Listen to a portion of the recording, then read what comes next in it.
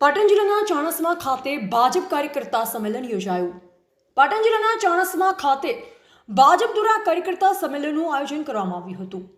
ભાજપ પ્રદેશ પ્રમુખ જગદીશ વિશ્વકર્માના સાનિધ્યમાં યોજાયેલ આ સંમેલનમાં મોટી સંખ્યામાં કાર્યકર્તાઓ અને સ્થાનિક આગેવાનો ઉપસ્થિત રહ્યા હતા.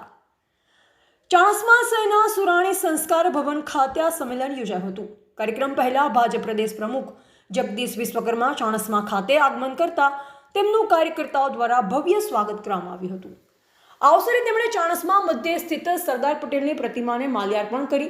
ત્યારબાદ તો એ પીપળેશ્વર મહાદેવ મંદિર જઈ પૂજા અર્ચના કરી દર્શન કર્યા તેમજ ગોગા મહારાજ મંદિરે જઈ આશીર્વાદ મેળવ્યા હતા. ત્યારબાદ સુરાણી સંસ્કાર ભવન ખાતે આયોજિત કાર્યકર્તા સંમેલનમાં ભાજપ પ્રદેશ પ્રમુખ જગદીશ વિશ્વકર્માએ કાર્યકર્તાઓને સંબોધતા જણાવ્યું કે ભાજપની શક્તિ કાર્યકર્તાઓ છે અને સંગઠનને વધુ મજબૂત બનાવવા માટે દરેક કાર્યકર્તાએ સંગઠનાત્મક કાર્યમાં સક્રિય રહેવું જરૂરી છે. તેમણે વિકાસના કાર્યોને લોકો સુધી પહોંચાડવા અને આવનાર સમયમાં વધુ મજબૂત સંગઠન ઊભું કરવા કાર્યકર્તાઓને આહ્વાન કર્યું.